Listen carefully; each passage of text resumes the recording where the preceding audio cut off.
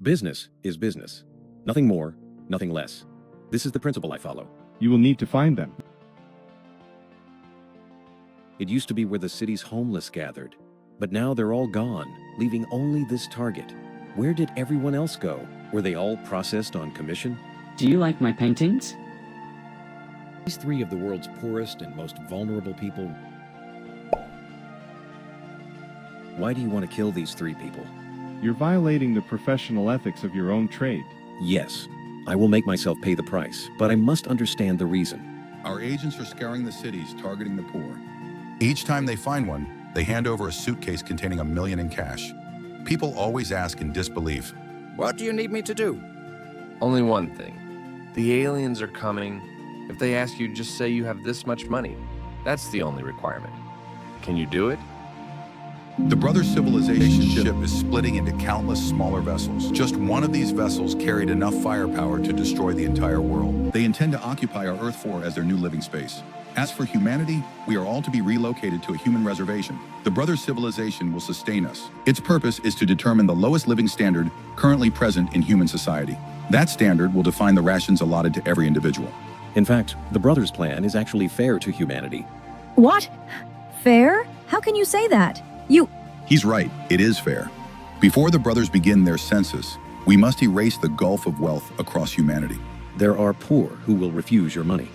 So I'm actually working for the good of humanity. I will fulfill the contract. Why don't you take their money? So many rich people begging me. One woman even cried, having the rich beg me. It feels great. Yes, it does feel great. My paintings are all about poverty and death.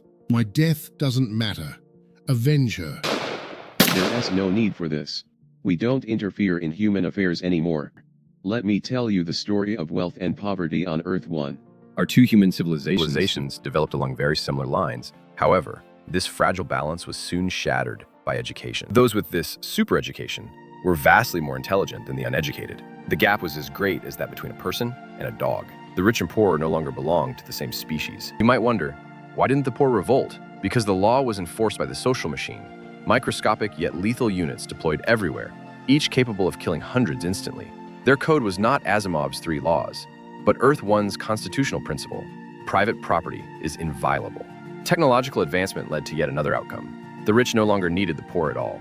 In my great-grandfather's time, 60% of Earth 1's wealth was held by 10 million people. By the time I was born, capitalism on Earth 1 had reached its zenith.